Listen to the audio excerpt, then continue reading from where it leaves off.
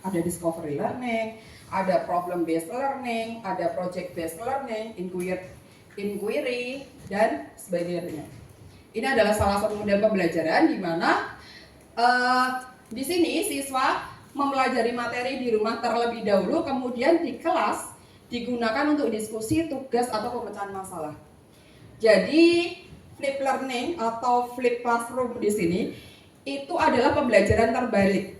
Selama ini anak mendapatkan materi itu kan ketika mereka datang ke sekolah di kelas, kita ajak mereka untuk diskusi, kita sampaikan materi, baru ada sesuatu yang masuk dalam memori mereka.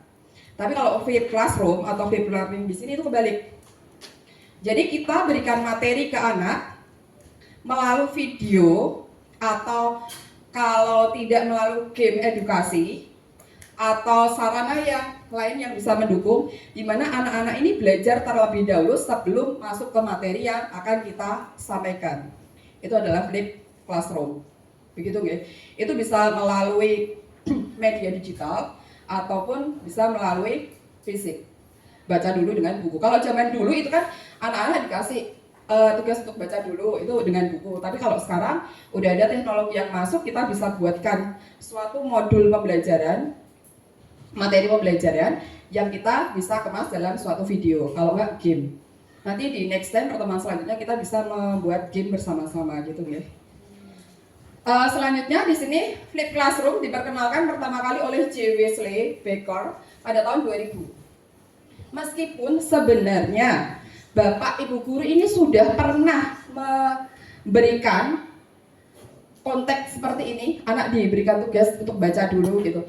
Tapi sayangnya kita waktu itu tidak menghakikan apa yang sudah kita lakukan. Yang akhirnya di sini yang dideklarasikan oleh J.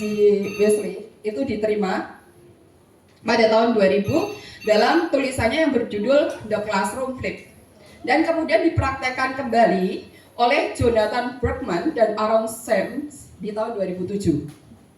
Di sini antara Jonathan Berkman dan Aaron Sams ini mengambil video pada saat mereka kuliah berikut dengan topik materi yang disampaikan pada saat kuliah tadi.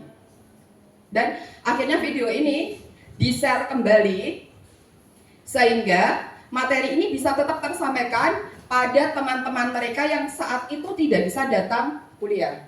Jadi teman-temannya yang ketinggalan pelajaran tadi, ketinggalan perkuliahan itu tetap bisa mendapatkan materi. Seperti itu. Oke. Selanjutnya ini ada perbedaan antara traditional classroom dengan flip classroom. Traditional classroom di sini guru ada di depan, murid di hadapan Bapak Ibu guru. Jadi metode ceramah, meskipun sebenarnya metode ceramah ini juga nggak salah. Ada kalanya pada saat kita menyampaikan suatu materi, metode ceramah ini juga diperlukan untuk anak-anak, karena anak-anak nggak sepenuhnya bisa bekerja sendiri untuk menyerap materi. Flip classroom di sini bedanya dengan tradisional classroom tadi.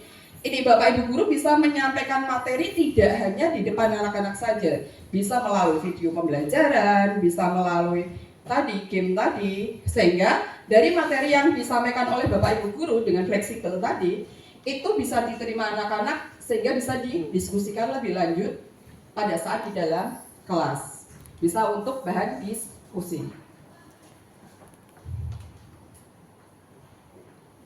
Di sini ada beberapa konsep dari flip classroom. Itu adalah siswa belajar materi sebelum kelas melalui video, modul digital atau game edukasi. Ini sudah pernah saya lakukan meskipun tidak terlalu sering.